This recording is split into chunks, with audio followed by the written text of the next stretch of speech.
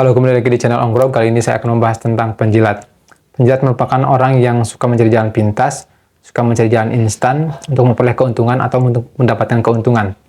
Biasanya penjilat ini merupakan orang yang tidak berkompeten dalam suatu bidang, sehingga mereka ini ingin memperoleh sesuatu itu tanpa usaha yang besar.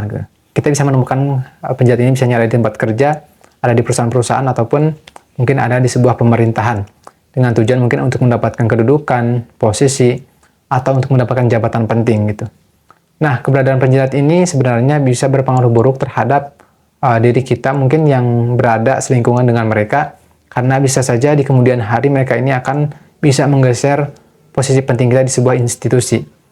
Para penjilat ini bergerak dengan cara mereka akan bersikap sopan santun, bersikap respek atau menghormati orang atau pihak yang mereka tuju atau yang mereka targetkan, agar mereka ini dengan tujuan agar mendapatkan sebuah keuntungan, baik keuntungan material maupun non-material. Kita pun bisa melihat perbedaan mana penjilat dan mana orang yang memang berkompeten dalam suatu bidang gitu.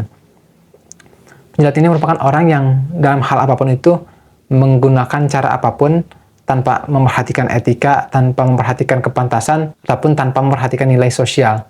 Karena mereka ini akan menggunakan berbagai cara, membenarkan berbagai cara untuk mendapatkan keuntungan, untuk mencapai tujuannya. Nah, di sini saya akan memberikan tips bagaimana agar kita tidak menjadi seorang penjilat. Yang pertama itu adalah kita harus berintegritas atau jujur. Karena ketika kita jujur, maka kita akan menghindari cara-cara kotor untuk mendapatkan sesuatu hal, ataupun untuk mendapatkan keuntungan. Yang kedua itu adalah kita harus memiliki kompetensi di suatu bidang yang kita geluti.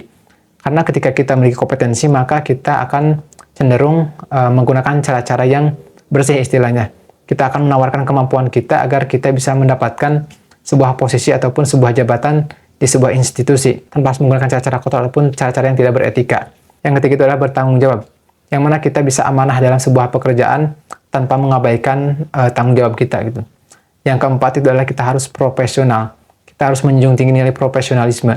Kita harus membedakan mana masalah pribadi dan mana masalah pekerjaan. Sehingga dalam pekerjaan itu kita bisa tetap mempertahankan kualitas pekerjaan kita yang baik tanpa menurunkan kualitasnya gitu.